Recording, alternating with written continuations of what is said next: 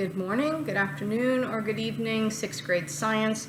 We're going to be starting our new chapter on motion and machines, and I'm super pumped about this one. You guys know I get super pumped about every chapter that we do, but especially this one because you're going to get to test out a lot of things. I trust that maybe you'll be able to do some of these things at home as well.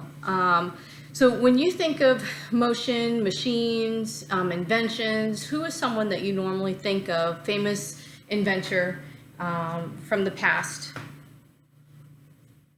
Anyone waiting? Oh yeah, very good. All right, Leonardo da Vinci. That's what I was thinking of. Leonardo da Vinci was known for his paintings, known for his artwork, but he was also a very talented inventor.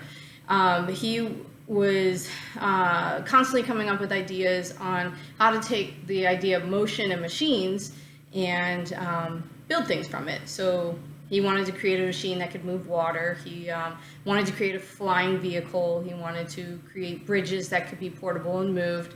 But the ideas behind a lot of the things that he did, we still use to this day. So when it comes to motion and machines, we're going to start off with a little lab that I want you to try. So first thing with motion. Objects are constantly in motion, and as they move from one location to another, objects convert energy from one form to another. We talked about this conversion of energy with electricity and how electrical energy can be converted to thermal energy, electrical energy can be converted to sound energy, motion, all that. So we're going to be talking about how energies can be transformed or transferred into motion. So we're going to look at the idea that if we have a car, and this car is sitting at the top of a hill, and I give it a little push, what's going to happen? What do you think? Obviously, that car is just going to roll down that hill. Well, what causes the car to move down that hill? Right, gravity. So the car at the top of the hill, I want you to think of these two things. This is the two things that I want you to take from today. We're going to be talking about potential energy and kinetic energy. The car that's sitting at the top of this hill, it has a whole bunch of stored energy, which we call potential energy, based on its position. Its position is ready for motion. We call that potential energy. And as that car starts to move down that hill, the energy is then converted. Remember, all energy can be converted. It's converted to energy in motion, which we call kinetic energy.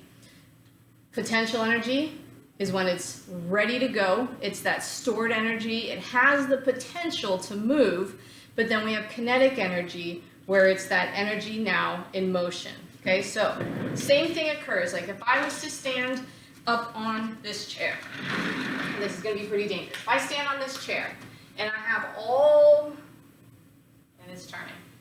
and I have all this potential energy that is just ready for me to fall off this edge. It is stored energy ready for me to move. But as soon as I jump down, all of a sudden my energy is in motion and it turns to kinetic energy. Okay? Potential energy, stored, ready to go. As soon as I let it go, whoop, gravity takes over. It's turned to kinetic energy. Okay, so what exactly is motion? Motion is the change in an object's position. So it starts with potential energy up here, starts to move. Remember that transfer of energy from potential to kinetic, we get motion. Now, here's the lab that I want you to try at home. If you can, otherwise you can just watch what I do.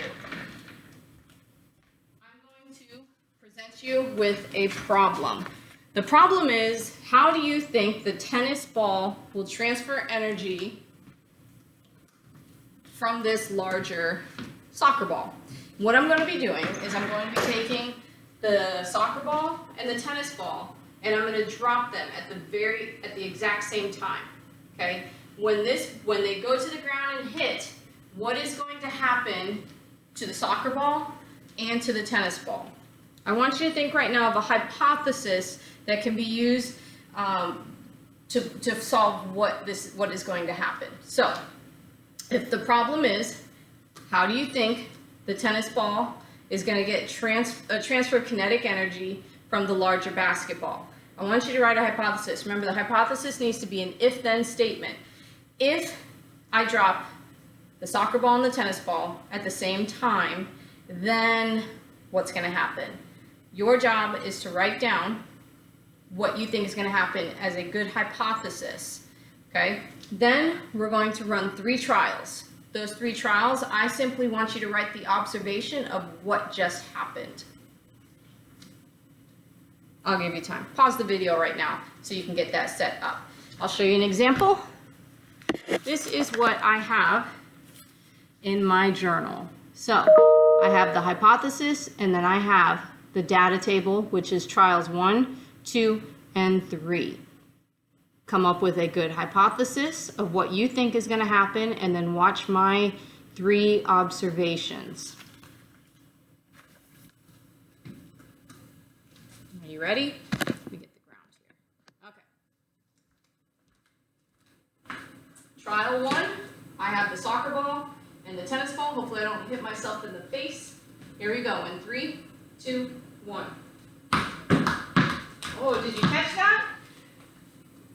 If you need to pause it and go back a little bit on the video, I want you to write down what you observed. What happened to the tennis ball? What happened to the soccer ball? Let's do it again.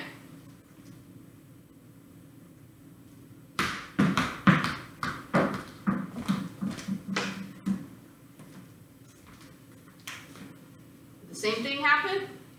All right, one more time. Wow, that one shot way across the room.